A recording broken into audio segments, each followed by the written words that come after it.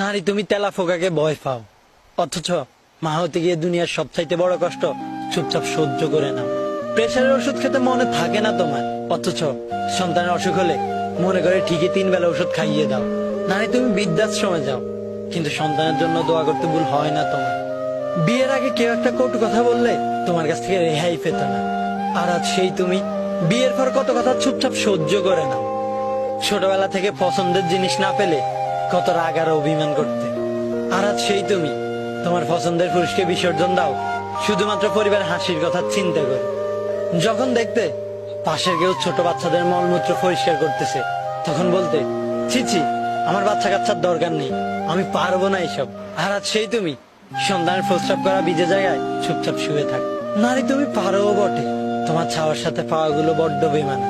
চাইলেও পাও না, আবার না চাইতেও অনেক কিছু পেয়ে যায়। তোমার ভালোবাসায় পাগল হয়ে অনেকে নিজেকে উৎসর্গ করে দেয়। কি বিশ্বাস হচ্ছে না? এই শহরের অলিতে গলিতে খোঁজ নিয়ে দেখ, কান্না ধরে রাখতে পারবে না।